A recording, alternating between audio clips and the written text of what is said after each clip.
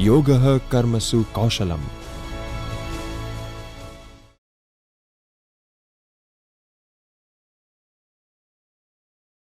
Hello friends, welcome. Myself Dr. Rushikesh Mehta, Dean Faculty of Law at Gujarat University. It is indeed my pleasure and privilege to be with you at this refresher program organized by Human Resources Department of the Gujarat University. And this department is organizing a refresher course in law under the theme of evaluating law and policy in India from the lens of 21st century reality.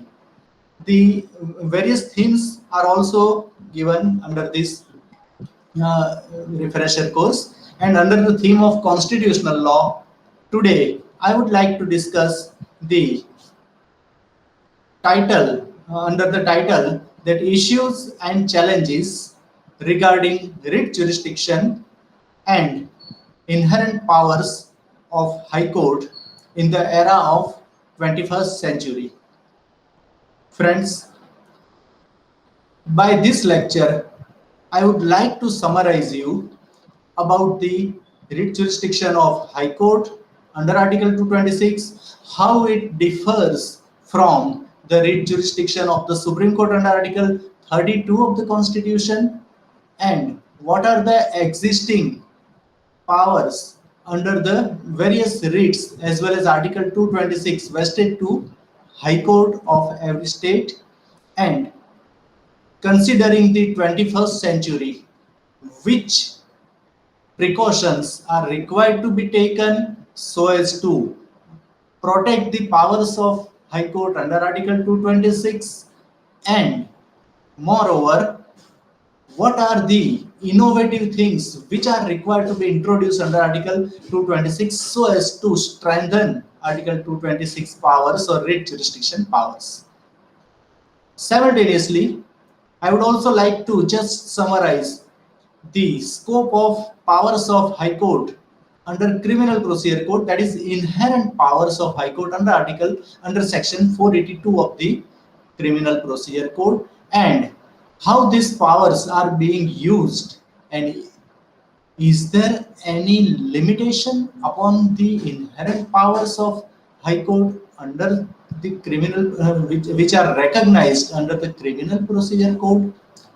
So first of all, Article 226 and Article 32 being the teacher of law, everybody knows that these are the two powers given to the highest courts of the country, namely High Court as well as the Supreme Court of India under Article 226 and 32 of the Constitution, so as to protect the fundamental rights, and under Article 226 comparatively wide powers are given to High Court of every state.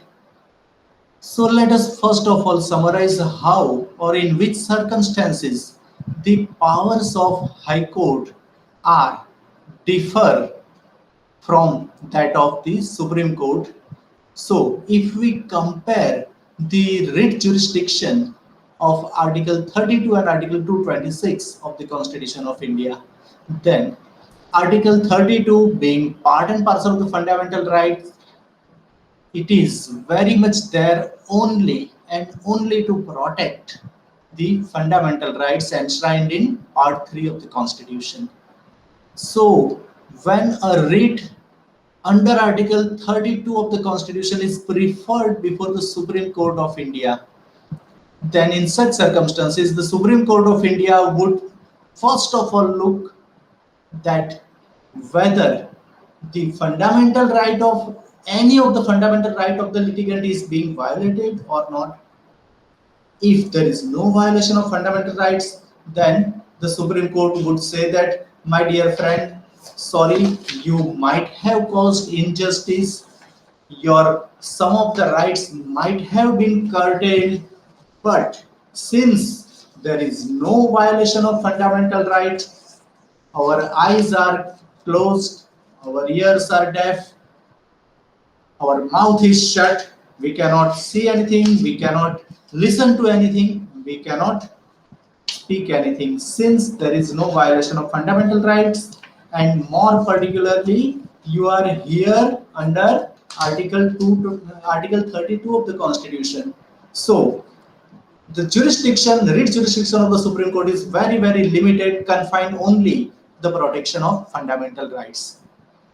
Whereas the power of High Court under Article 226 are much more wider, in a sense that if we peruse the bare text of Article 226, wherein the summary says that notwithstanding anything in Article 32, every High Court shall have power throughout the territory to which it exercises jurisdiction to issue to any person or authority,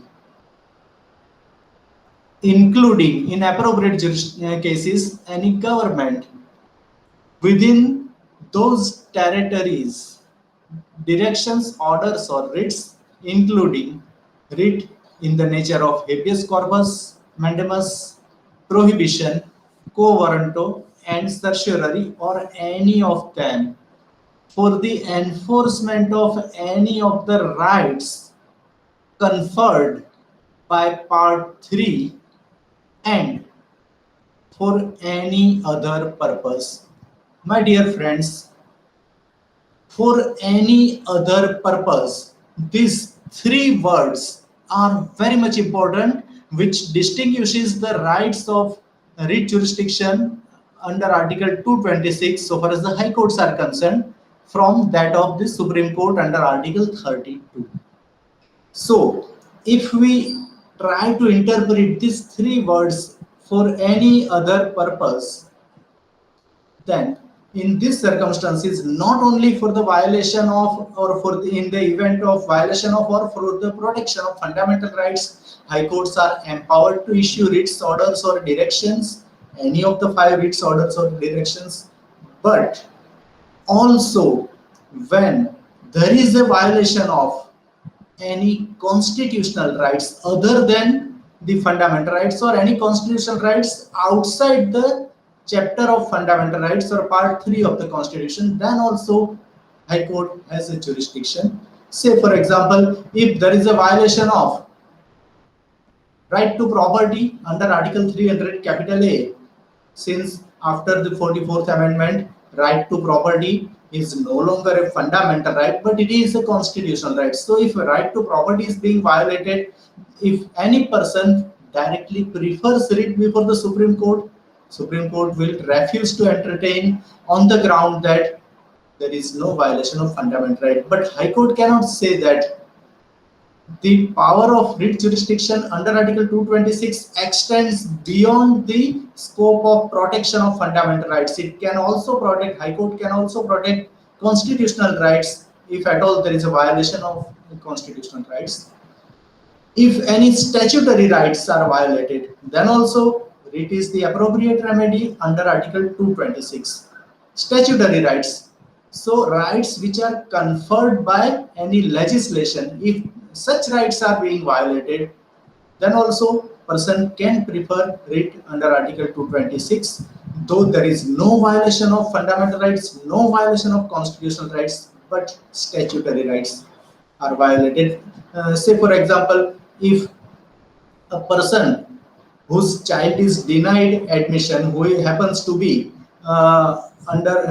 below poverty line, and if he is having BPL certificate, then also under the right of free and compulsory education to the Children's Act, his child is denied admission by any school authority under the BPL category, then also person may prefer writ under Article 226 of the Constitution directly before High Court, and High Court will definitely protect the statutory rights, rights which are conferred by law or any legislation, that is called statutory rights.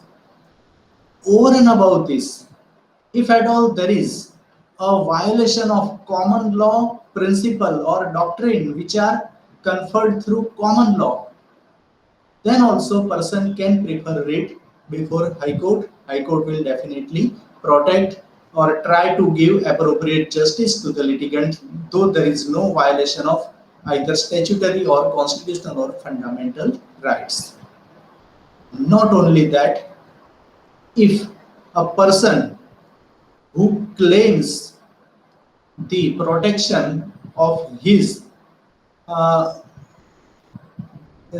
rights under any old common law doctrine, or there is no violation of right at all, still under the doctrine of legitimate expectation, say for example, person prefers writ, it is a kind of mercy petition, but High Court will definitely look into the matter and try to give justice, though there is no specific violation of any legislation or any rights. For example, there is a provision under so many state governments, the scheme of compassionate appointment. If any government servant who dies during the continuation of his or her service, then in such circumstances, if there is no other earning member in that family, there is a scheme of various state governments in order to prevent that family from starving, or in order to see that at least they can have their flesh and bone together, one of the family member may be offered job by the government department in which the deceased was serving. This offering of job is definitely with the condition that the department has the vacancy and looking to the qualification of the member of that family of deceased, any person can be offered job. This is called a scheme of compassionate appointment.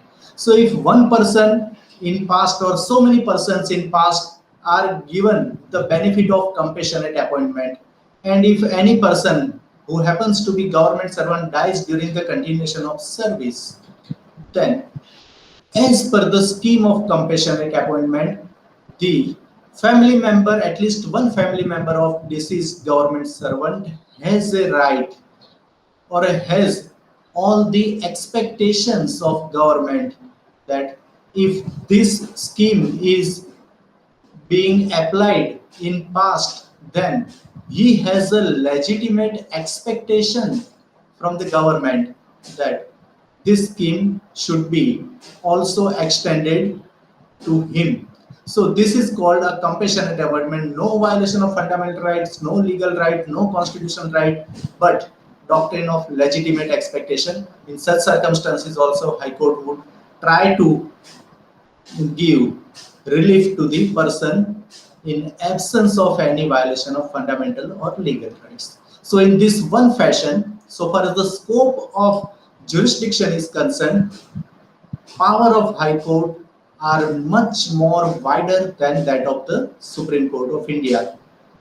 Second category of distinction, which is very specific and clear, that under Article 32, the territorial jurisdiction of the Supreme Court writ, which extends to the throughout the territory of India, and the writ jurisdiction under Article 226 of High Court is limited or confined to the state or states in which the concerned High Court is having jurisdiction.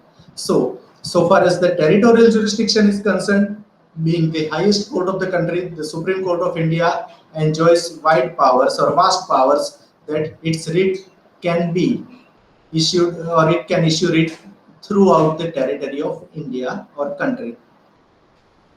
Third very important distinction is with regard to the availability of the remedy against the decision of the concerned court. If High Court rejects the writ petition under Article 226 and such order happens to be the order of learned single judge, then the High Courts in which there is a letters patent clause. The writ or letters patent appeal can be preferred before the division bench of the same court. If there is no letters patent clause, or if the as per the concerned High Court rules, the matter is decided by the division bench of the same of the High Court, then against the decision of such division bench of High Court, appeal can be preferred before the Supreme Court of India. So the remedy against the judgment and order of High Court is very much available, but once Supreme Court under Article 32 of the Constitution rejects the writ petition, there is no other remedy available except the review or curative petition, that is to be exercised in very normal exceptional circumstances, like new development of facts are there, or some some evidence which were not brought earlier before the court. On such limited grounds, review or curative petition is permissible. But as a matter of right, there is no such remedy once the Supreme Court of India rejects the writ petition. Third, very important distinction between these two powers is, if you just recollect the provisions of emergency, national emergency under Article 352, once the national emergency under Article 352 is imposed, and subsequently under Article 369 of the Constitution of India, the President of India has power to issue proclamation suspending all the fundamental rights except Article 20 and 21.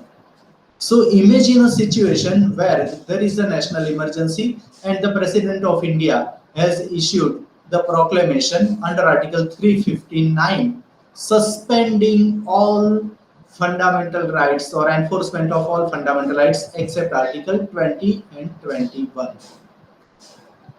Meaning thereby the right to liberty and right to life of every person survives under Article 21. So in such a situation, if any person is arrested and detained, if he wants to challenge his detention order or arrest by way of filing writ of habeas corpus, if he straightway approaches the Supreme Court of India by way of filing writ under Article 32 of the Constitution, by saying that, sir, there is a national emergency, there is a proclamation of the President of India under Article 359 of the Constitution, but my fundamental right of liberty survives even during 359 proclamation. So if I am arrested or I am detained without having proper cause, then I have all the right to challenge my detention. So in such circumstances, whether the Supreme Court of India would be protecting the fundamental right of liberty of a person under Article 32, the question is very pertinent, but the answer unfortunately is no. The Supreme Court of India would say that, my dear friend, your fundamental right to challenge your detention or your fundamental right of protection of Article 21 very much survives even during emergency. But what about our right under Article 32 to provide you protection? That is suspended by the proclamation of emergency. Just recollect Article 359 wordings. The proclamation of President suspends all fundamental rights except Article 20 and 21. So it goes without saying that Article 32, the right of the person to move to the Supreme Court of India for protection of fundamental right during the proclamation of 359 emergency, is also suspended So can be done in such circumstances?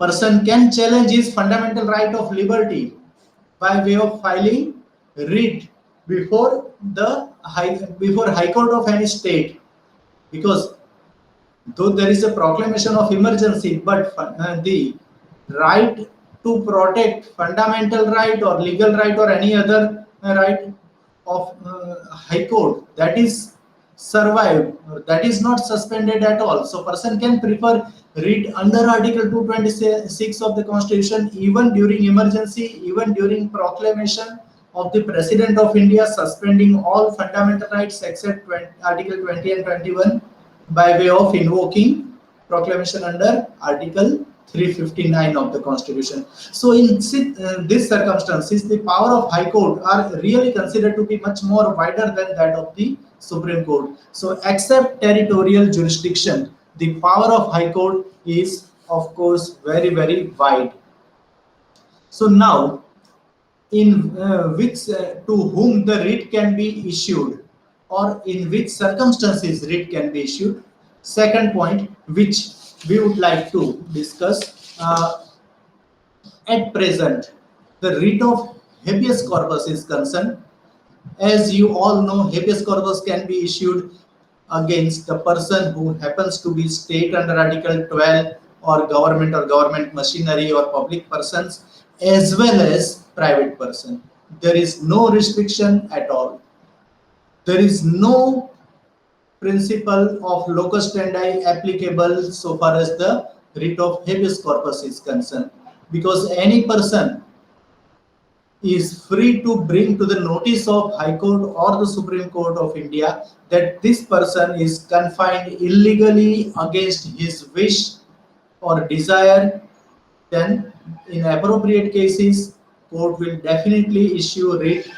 Even straightway rule is being issued, made it returnable, and on the next or at the earliest date, the matter is or case is required to be resolved, since it is the right conferred with the uh, liberty of the person, or fundamental right of the person, fundamental right of liberty of a person.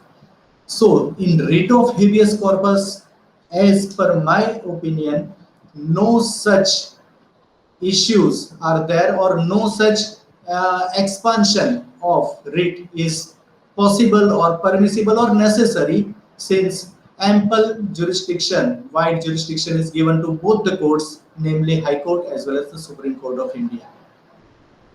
But the question comes in other writs. Other writs meaning thereby writ of mandamus. Writ of mandamus, very interesting writ.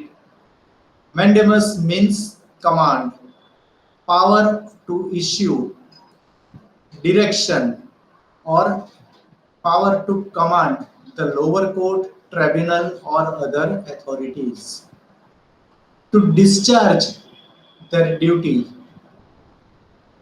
Command issued by higher court to the lower court, command issued by higher court, namely High Court and the Supreme Court of India, to the tribunal or to the public authority or government in appropriate cases.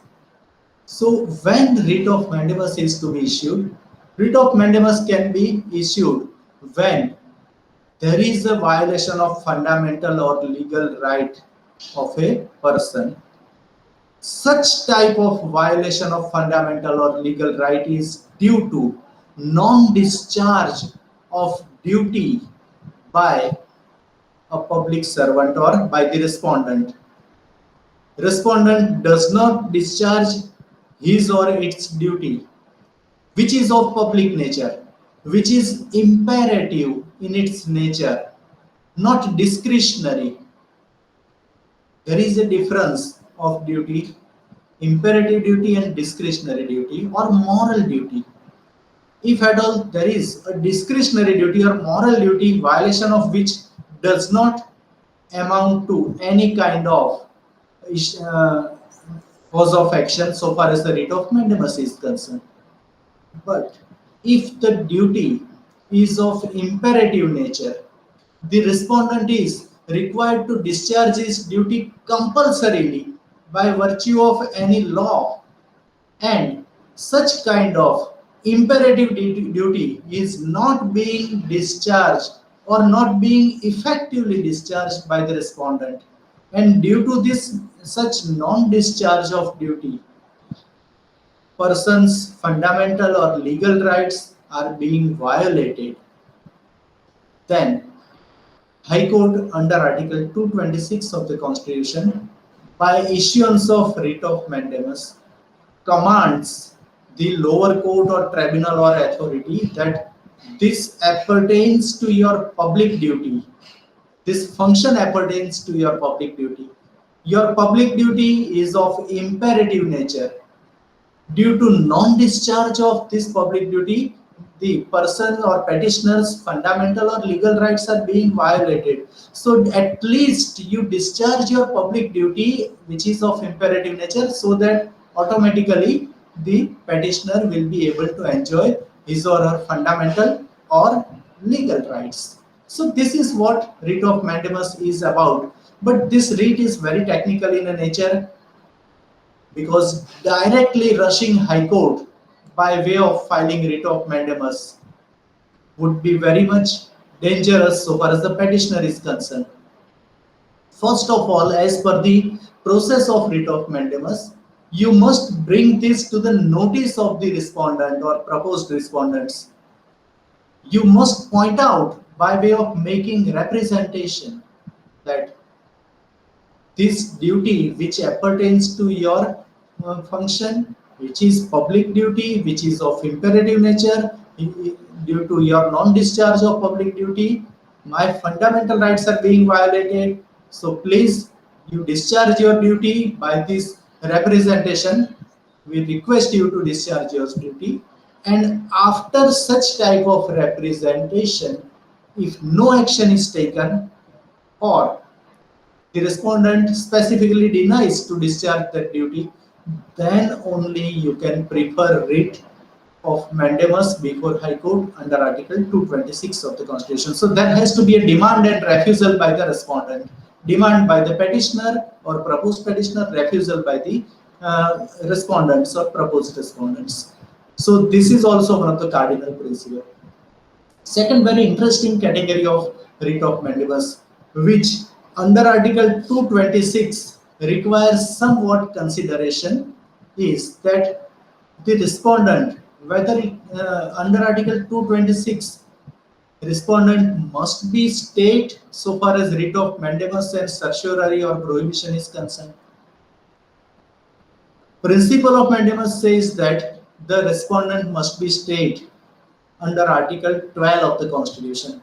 Under Article 12 of the Constitution, what is the definition of state, or against whom you can claim protection of fundamental rights?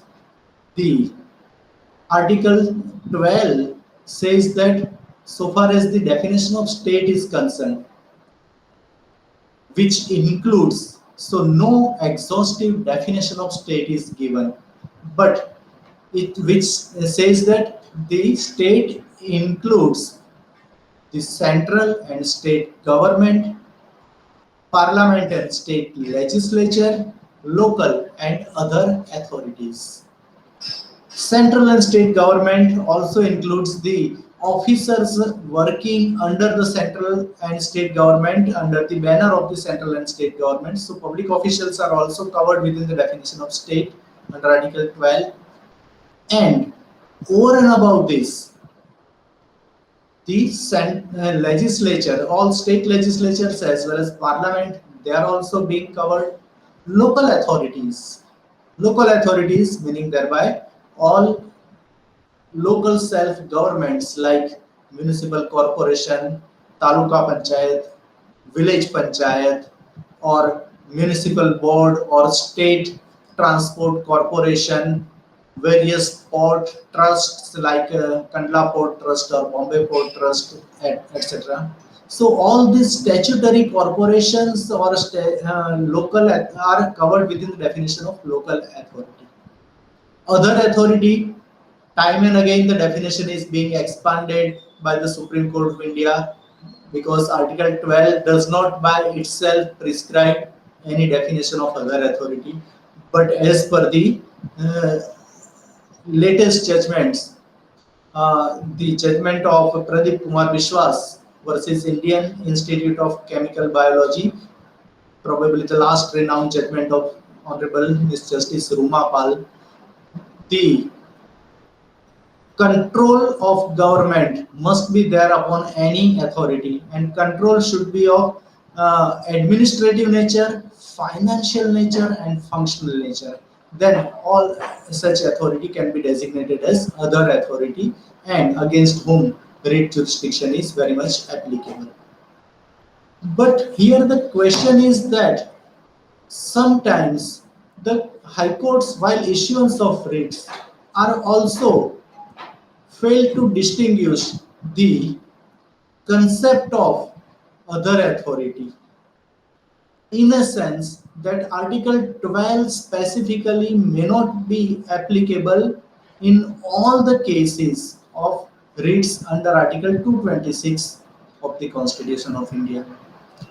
If a person does not fall within the definition of state under Article 12 of the Constitution, but the duty discharged by the respondent, it is of public nature or such a grave public importance, then even if the respondent is not a state, writ under Article 226 is maintainable. And if you peruse, and this ratio is laid down way back by the Honorable Supreme Court of India in the case of Andi Mukta Sadguru Shri SMVS JMS Trust versus VR Rudani in the year 1989. 1989 2 Supreme Court cases, page 691, wherein the Supreme Court has said that categorically, look at the function being discharged by the public authority or a respondent. If function discharged by the respondent is of public nature or of great public importance, day in and day out transaction with the public is very much being done by the respondent, then though there is no, while respondent does not specifically fall within the definition of state, writ can be issued by High Court under Article 226 because powers of High Court are very much wider. The restriction of state under Article 12 does not cause any hindrance so far as the issuance of writ under Article 226 is concerned. More particularly, High Court has power to issue writ not only for the sole protection of fundamental right, but for any other purpose. High Court can issue writs, orders, or directions, and therefore writ of mandamus may lie against any person who happens to be a private person or authority.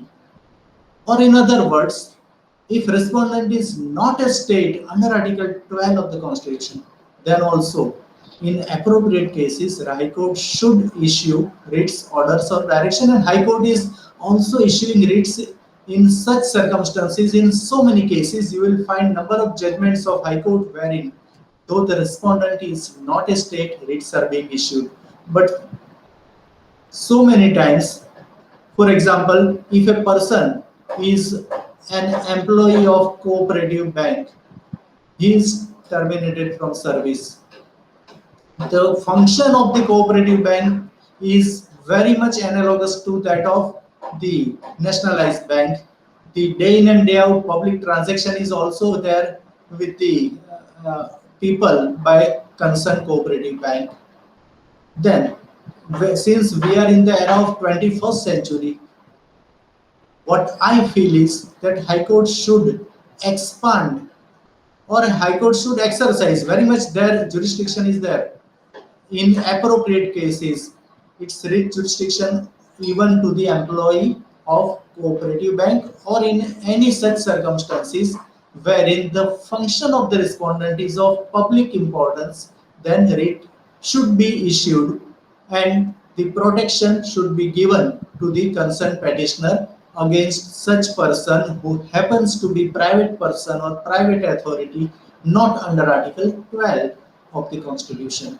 So this is also a kind of very interesting issue, because now in 21st century almost all sectors are being privatized. So if the jurisdiction of REIT is not being extended to private sector in an appropriate cases, then time will come that public sector will reduce, and therefore the REIT jurisdiction would also go on reducing considerably. So since under Article 226 of the Constitution, High Court is not at all restricted or confined, High Court is not confined or confined its jurisdiction by the Constitution to issue writ against any public authority or any person or authority falling under Article 12 of the Constitution, then in such cases the jurisdiction of High Court should definitely be extended. So far as the writ of mandamus is concerned, this is one of the issue which very much required to be taken into consideration in very near future, that why the jurisdiction of High Court under Article 226 cannot be issued against private person or private authority whose function is in the nature of public importance. So this is one of the issue where I would like to point out to you that this is a kind of the area which requires very deep consideration, thinking, and the jurisdiction of High Court in very near future should be expanded in this fashion. Other writ which is very interesting, very important, that is called writ of certiorari. Writ of certiorari, as you know, meaning of certiorari is to quash or to set aside, to cancel. So by issuance of writ of certiorari, the order of the lower court is required to be quashed or set aside, or order of lower court or tribunal or any such authority is required to be quashed and set aside. When writ of certiorari is to be issued, this is also very interesting. In three major circumstances, writ of certiorari can be issued: when there is an error apparent on the face of it in any order of authority or lower court or tribunal. Not an expert of law, but a prudent man can come to the conclusion that such type of orders ought not to have been passed by the authority or the court or tribunal. So in such circumstances, the order of lower court or tribunal or authority can be challenged by way of writ of certiorari. It can be quashed and set aside by calling upon the record and proceedings. Court would look into the matter, and if court finds that there is an error, a Himalayan error, grave error, then the order can be quashed and set aside. Second category is that there is an error of jurisdiction. The court or authority or tribunal which had apparently no jurisdiction, in spite of that, by entertaining this writ, entertaining the issue, the court or tribunal or authority decided it. So want of jurisdiction is the second category, wherein writ of certiorari is maintainable. Third category is if there is disregard or violation of principles of natural justice, then also writ of certiorari is maintainable. So these are the three basic cardinal principles: that there must be an order, the order which is passed is without jurisdiction, or the order suffers from the uh, uh, violation of principles of natural justice, or there is an error apparent on the face of it, then in such circumstances, the writ of certiorari is the appropriate remedy. Person can approach to High Court under Article 226 by way of filing writ, and in writ of certiorari, the decision of the lower court, tribunal, or authority can be quashed and set aside. That too, the court may look into the matter, call upon, if at all there is necessary, call upon the record and proceedings, and thereafter passes appropriate order to quash and set aside the order of lower court.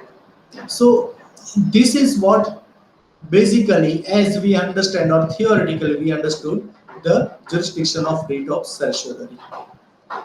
But here, some of the decisions of Supreme Court of India, recent decision, they are deviating from the basic principles of writ of certiorari, in a sense that the writ of certiorari, as per the decision of the Supreme Court, recent decision of Radheshyam versus Chabinath, reported in 2015 5 Supreme Court cases 423, wherein the Supreme Court of India came to a strange conclusion, saying that judicial orders of civil court are not amenable to writ jurisdiction under Article 226 of the Constitution of India. So theoretically, we are, what we have learned till this day is that any writ of certiorari can be filed against the erroneous decision of lower court, tribunal, or public authority. But this decision says something different, that the decision of lower court against which writ of certiorari is not maintainable, or it is not appropriate remedy, that you under Article 226 of the Constitution rush to High Court and challenge the decision of the lower court by way of filing writ of certiorari, though it is erroneous judgment, error apparent on the face of the record, or in violation of principle of natural justice, or there is an error, jurisdictional error. The court had no jurisdiction on any ground. This is not maintainable. This is what the decision or ratio laid down in Radheshyam's case is about. I would like to here quote the article written by senior advocate of High Court of Gujarat, Mr. Asim Pandya. He categorically tried to distinguish, and he categorically tried to point out by his article that this ratio is not said to be proper or appropriate, or it is there is somewhat difference between the settled principles of writ of certiorari as well as this decision of the court, the Supreme Court of India, in a sense that writ of certiorari, as we all know, under the Halsbury's Laws of England, edition 4, Helsham's edition, the same thing is written, that the power of the higher court to call for records and proceedings, and in an appropriate cases to quash and set aside the erroneous decision of the lower court. This is what or tribunal or authority, this is what writ of certiorari is about. But here the Supreme Court of India has given in this Radheshyam's case decision based upon its two earlier decisions, namely Ujambai versus State and Naresh Mirajkar versus Union of India. So in these two cases, the Supreme Court of India has categorically said that the writ of certiorari cannot be issued by the Supreme Court against High Court. So the same analogy cannot be applicable so far as the issuance of writ of certiorari by High Court to its lower court, because as we all know, the writ of certiorari or any writ jurisdiction, so far as High Court and the Supreme Court is of India is concerned, this jurisdiction is parallel jurisdiction. By and large, parallel powers are given. So the Supreme Court of India has earlier said that if at all High Court has passed the order in a writ jurisdiction under Article 226, if anybody is aggrieved by the decision, he can challenge it before the Supreme Court by way of preferring appeal. But the decision of High Court in a writ jurisdiction cannot be challenged under Article 32 by way of filing writ petition before the Supreme Court of India. But here the question is altogether different. The lower court's order, as per the present decision of Radheshyam's case, lower court's order cannot be challenged by way of filing writ of certiorari before High Court. So this is not at all said to be an analogy which is, in my opinion, considered to be proper analogy. Here in this case, if you just peruse the reasonings of the decision, reasonings are also very much interesting. That Article 226 of the Constitution, which says that the High Court has power to issue writ order or direction to issue to any person or authority, including in an appropriate cases government. So meaning thereby these words of Article 226(1) have been interpreted in this case in such a sense that any person or authority or government. So Article 226 does not include the word judiciary or court, and therefore writ under Article 226, writ of certiorari cannot be issued against the lower court or lower judiciary. But if we peruse or interpret the words in a wider sense, then the authority, meaning thereby authority also covered or within the definition of authority, the judiciary is also covered, lower judiciary.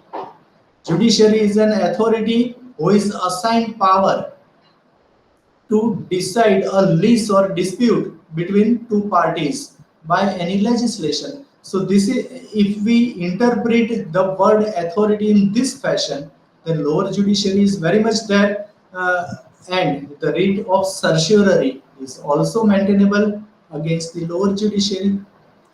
Second very interesting thing here is that in an appropriate cases against the government also writ can be issued.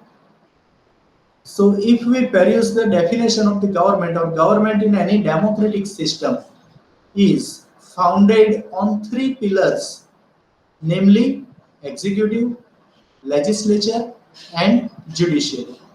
So government, within the definition of government also judiciary or lower judiciary comes. So writ of certiorari can definitely be issued against the lower judiciary. In Hillsbury's Laws of England, this main thing which was mentioned is that even erroneous decision of the court or tribunal or authority can be corrected, or erroneous decision can be quashed and set aside by issuance of writ of certiorari. So here by this decision also it can be said that the powers of High Court of Judicial Review is being curtailed, because power of judicial review of decision, reviewing decision of the lower court, which is otherwise part and parcel of basic structure of the Constitution of India. In L. Chandra Kumar's case, it has been reiterated by the Supreme Court that power of judicial review of High Court under Article 226 forms part and parcel of the basic structure of the Constitution. Even in earlier cases also, right from Keshavanand Bharti, the same ratio has been reiterated. So by this decision, the power of judicial review is also being curtailed, and that is also a kind of contrary to the doctrine of basic structure of the Constitution. So this ratio requires to be modified at the earliest by the Supreme Court of India itself. This is what my opinion is, and I would be happy if I am considered to be wrong.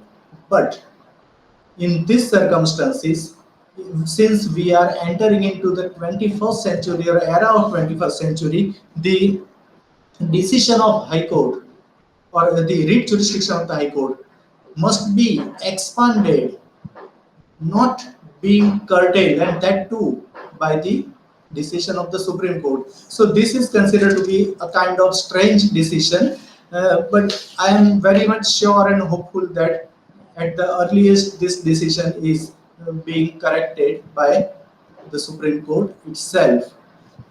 The writ of mandamus and certiorari, wherein the scope of expansion to the private sector is also required to be uh, implemented in a very near future.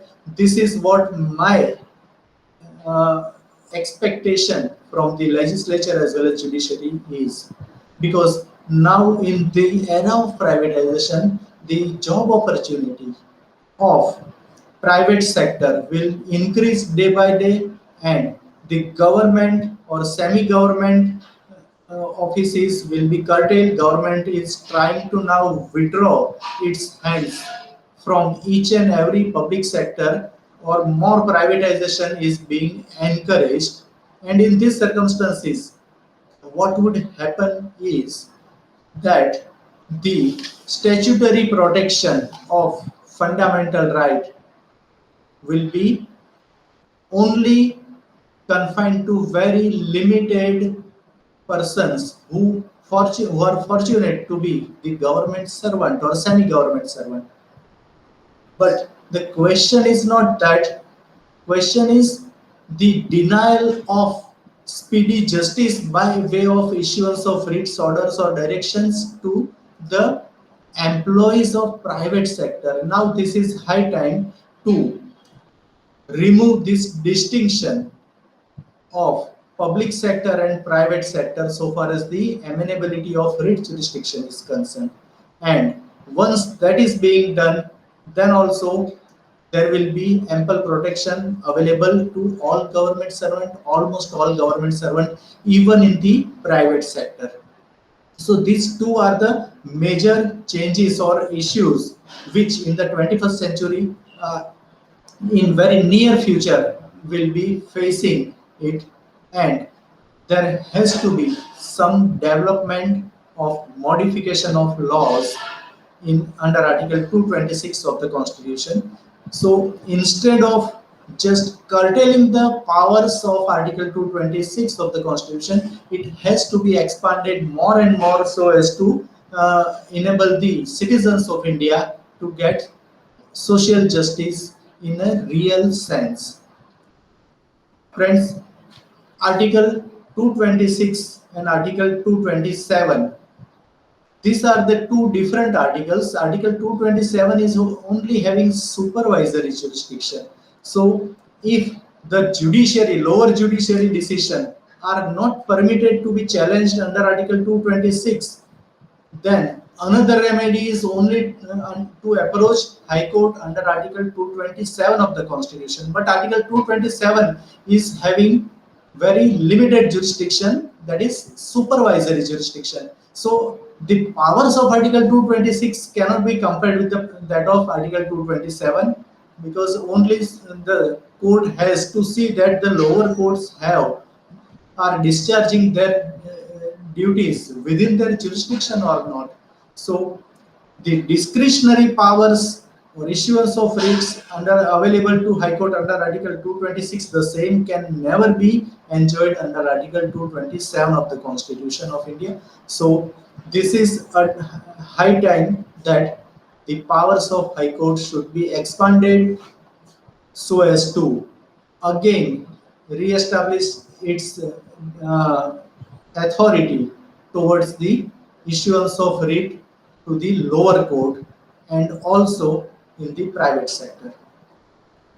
Due to want of the time, I may not be able to go into much more detail But in my opinion, the jurisdiction of habeas corpus and the quo warranto, they are considerably expanded. Locus standi is also not at all a bar or barrier, and therefore these three writs wherein it should be issued or amenable to private sector where the proposed respondent or employers are discharging duty in a public nature.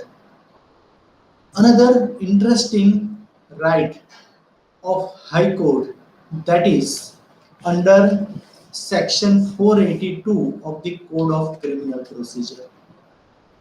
Section 482 of Code of Criminal Procedure, that is also very important or interesting powers of the High Court. They are called inherent powers, and mind well, section 482 of the Criminal Procedure Code does not empower High Court with its inherent power.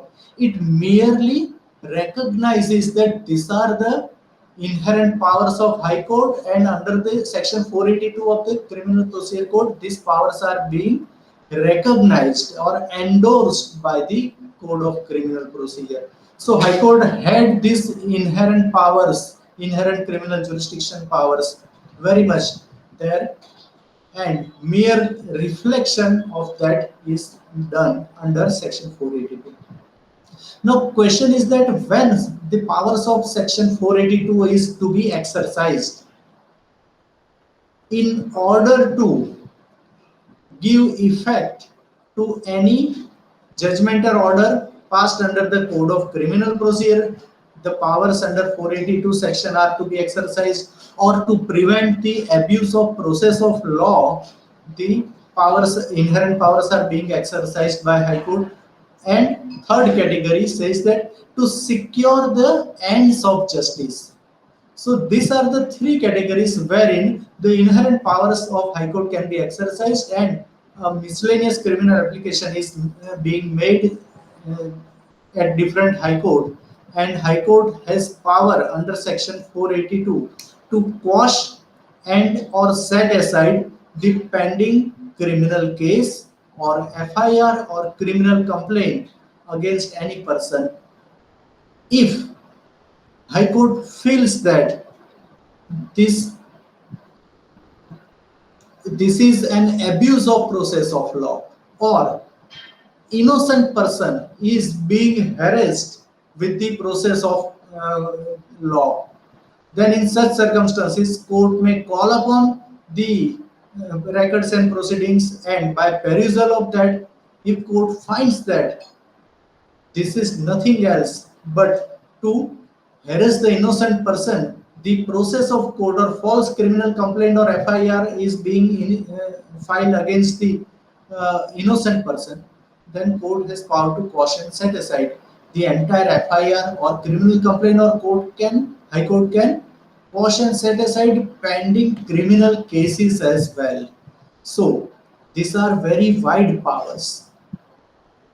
But time and again, the guidelines are also given. Guidelines are given in Bhajanlal's case in the year 1992. Subsequently, the same guidelines are being reiterated in Rupen Deol Bajaj's case by the Supreme Court of India, that in which circumstances High Court can exercise its inherent powers. So guidelines are very clear, very simple, that by reading plain FIR, say for example, by reading plain FIR, no case is made out as it is if you read entire FIR, but against the accused person, no case is made out at all. Then there is no use of dragging that innocent person to entire process of trial. He should be given relief by quashing and setting aside the FIR so far as his role is concerned. His role, or he has not played single part.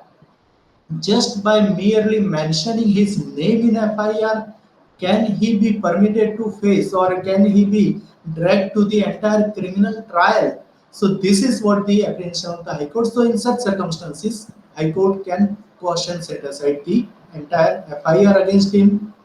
If criminal case is being initiated, then entire case can be quashed and set aside or cancelled. So this is what the powers of High Court under Section 482 is about.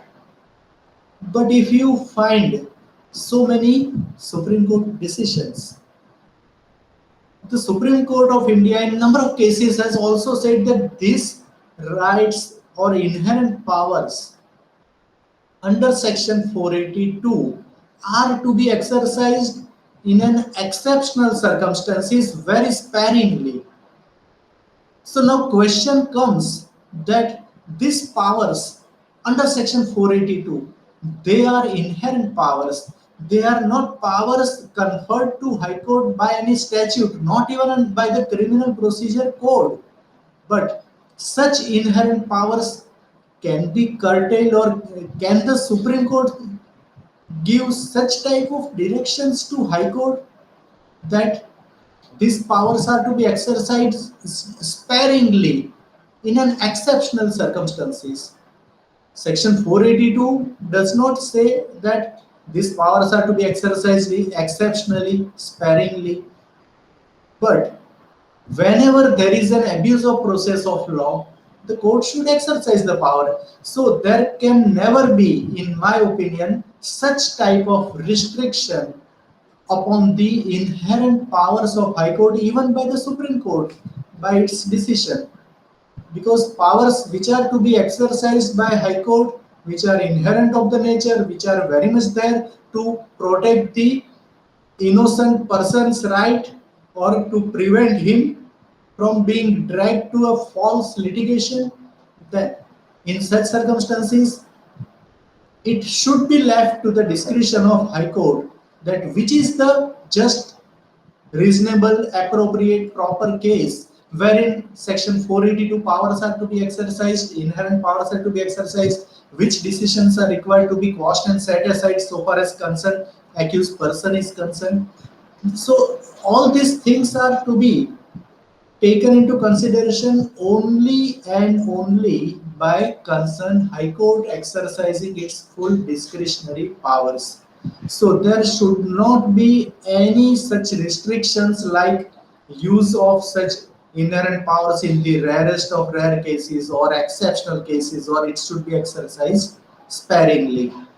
As and when there is a necessity, the High Court should exercise its powers. High Court should interfere by invoking its inherent powers, and it should caution set aside the false criminal litigation, because in our country or in any country, it is not possible that every time the accused who is charged with any offense must be a guilty person. There may be so many uh, false complaint or criminal complaint or FIR based upon which trial might have been initiated. So court would definitely, being the highest court of the state, High Court would under Article 4, Section 482 would definitely interfere with the false criminal complaint or cases, and court can quash the FIR. This is what the powers are about, and this is how inherent powers are to be exercised. They are unlimited, they are unrestricted, and definitely they are to be exercised as per the discretion of concerned High Court only. So this is what, in my opinion, the issues or challenges in writ jurisdiction or inherent power of High Court, which are to be modified in very near future, endorsing High Court much more power, because it is very much easy, comparatively easy for any person to initiate litigation before High Court, and the same by way of filing writ or before the Supreme Court of India is very much expensive, very much procedurally complicated. Instead of that, if High Courts are vested these powers, and since High Courts are very much exercising it with full uh, awareness that this is a discretionary power and in which circumstances are being exercised, that is also to be left to the discretion of High Court.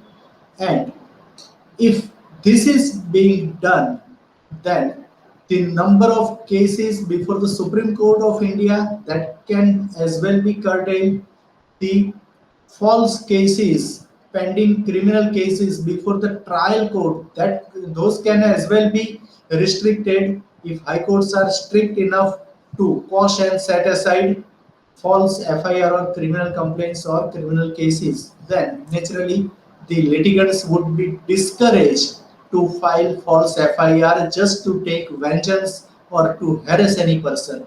So this is what required to be implemented effectively by our judiciary as well as the legislature collectively in the next 21st century. Friends, it was definitely a pleasure in the COVID era. I definitely congratulate the Gujarat University Authority, the Human Resources Department of the Gujarat University, as well as director, that the sharing of knowledge or upliftment of knowledge of faculty must be there. There can never be a hindrance, even in the pandemic era of COVID 19, that practically or physically refresher course is not possible. But Gujarat University, with its HRDC department, came out with this online refresher course program. So, by way of online refresher course program in law, I had really enjoyed doing absentia, but sharing my opinion, my view, my knowledge, and the concern about the constitutional rights of writ jurisdiction of High Court as well as inherent powers of High Court under Section 482 of the CRPC. And I think this would definitely give a kind of idea or sensitivity in the minds of all young teachers to just look into the matters, how the procedurally high court works and what kind of area are there wherein there is some modification required or necessary. Friends, again, on behalf of HRDC and the Gujarat University Law Department, on behalf of your coordinator, Dr. Bhavesh Parad, I am really thankful to all of you, and I really feel proud to be associated with you on this virtual platform. Thank you very much.